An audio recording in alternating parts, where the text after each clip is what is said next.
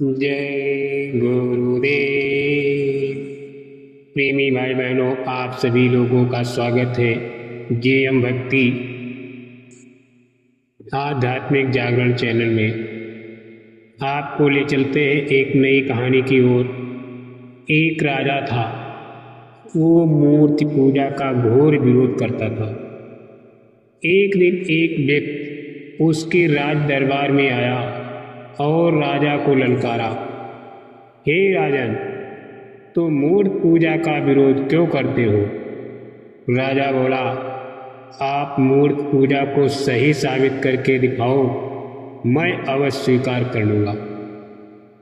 व्यक्ति बोला, राजन, यदि आप मूर्ति पूजा में विश्वास नहीं करते हैं तो दीर्घा में जो आपके स्वर्गवासी पिताजी की मूर्ति लगी है उस पर थूक कर दिखाओ, और यदि थूक नहीं सकते हो तो आज से ही मूर्ति पूजा करना शुरू करें।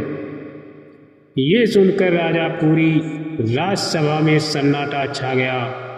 थोड़ी देर बाद राजा बोला, ठीक है, आप 7 दिन बाद आना, तब मैं आपको अपना उत्तर दूंगा। उस समय तो वो व्यक्ति चला गया, लेकिन चौथे ही दिन वो व्यक्ति दौड़ा भागा, गिरता पड़ता राजसभा में आ पहुंचा और जोर जोर से रोने लगा, त्राहिमाम त्राहिमाम, राजन रक्षा करो। राजा बोला, क्या हुआ? व्यक्ति बोला, राजन, राज सैनिक मेरे माता पिता को बंदी बनाकर ले आए हैं और 2 मूर्तियां मेरे घर में रख गए हैं।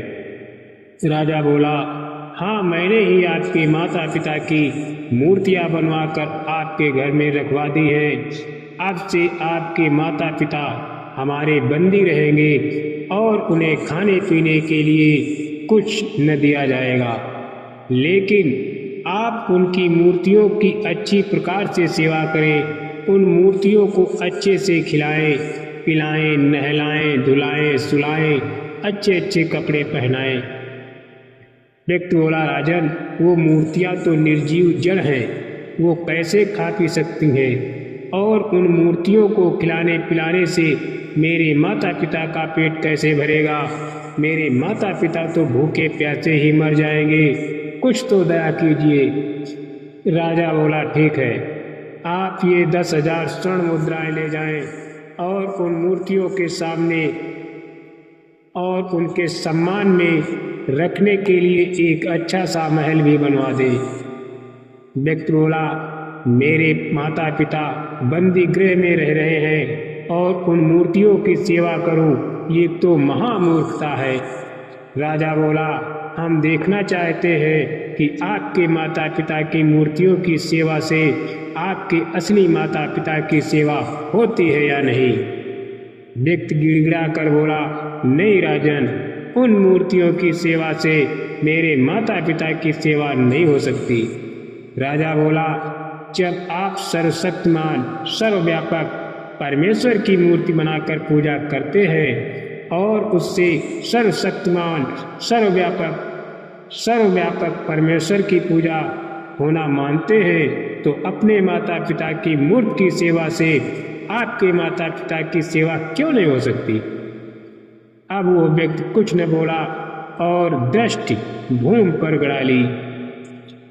राजा पुनः बोला, आपके माता पिता में जो गुण है, जैसे ममता, स्नेह, वात्सल्य, ज्ञान, मार्गदर्शन, रक्षा करना, चेतन आदि उनकी मूर्ति में कभी नहीं हो सकते। वैसे ही मूर्ति में परमेश्वर के गुण जैसे सर्वव्यापक, सर्वशक्तिमान, सर्वज्ञ, सर्व अंतर्यामी, श्रेष्ठ, दयालु, न्यायकारी, चेतन नहीं हो सकते।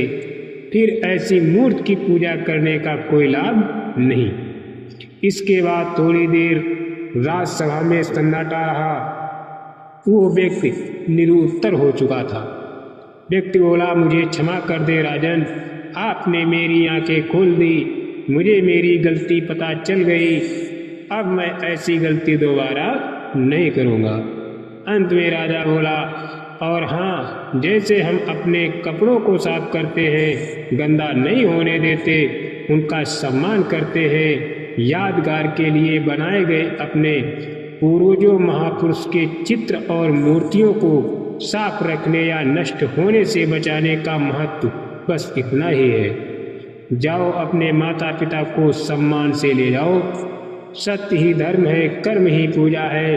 वक्त के सतगुरु परम पूज्य स्वामी जी महाराज जी यही शिक्षा हम सभी को दे रहे हैं कि जड़ पूजा पाठ में कुछ भी नहीं मिलेगा तो धन दौलत जमीन जायदाद अंश औलाद मान सम्मान प्राप्त हो सकता है, परंतु आप जो रोज कर्म करते हो उस कर्म कर्ज को कौन साफ करेगा?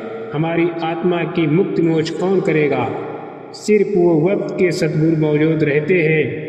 उनसे प्रेम करके नाम की कमाई करने से कर्म साफ होंगे और आत्मा की मुक्ति मोक्ष भी इस समय तो दुख हरता बाबा स्वामी जी महाराज जी संसार की सभी दुख तकलीफों को दूर करते हुए हमारी मनोकामना भी पूर्ण कर रहे हैं।